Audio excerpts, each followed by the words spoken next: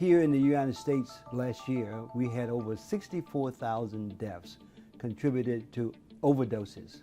CADCA was founded in 1992, 25 years ago. It was a President's Commission, Advisory Council it was called, that was convened by the President, and they met for 3 years where they brought together representatives from the very few number of coalitions they could find in those days. And after those 3 years, they decided not to recommend the creation of a federal entity, but to recommend the creation of a private association, the National Clearinghouse for all community coalitions.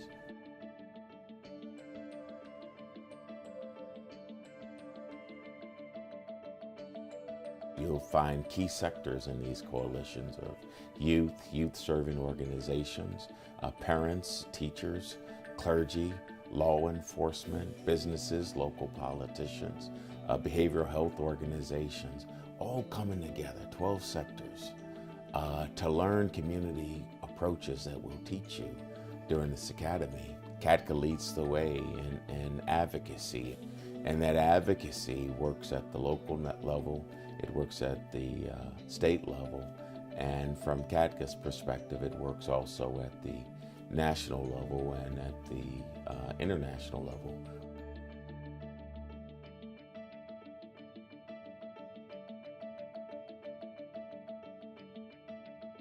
So your being CADCA members is what really makes the difference in making sure that substance use prevention is on the national radar screen, that people are paying attention to the fact that it's a critical part of the continuum of care, that it's effective, and that it really needs to continue to be recognized as the important component it is of stopping substance use before it starts and stopping the pipeline to addiction.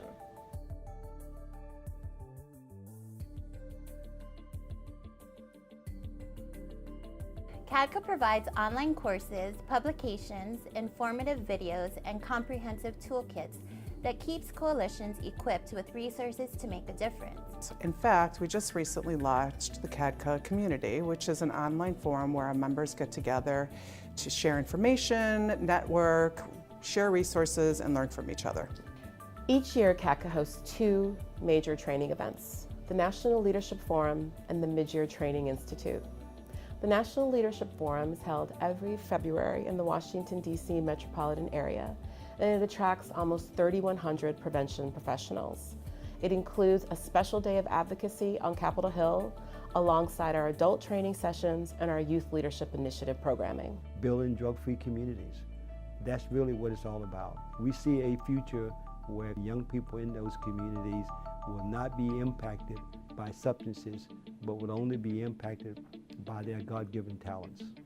And it's really important for adult coalition members to get beyond viewing youth as token symbols on coalitions, but start to see them as co-workers, as colleagues moving forward to find that positive change within their communities. We understand the importance of training our youth leaders, because we don't see them as leaders of tomorrow, we see them as leaders of today.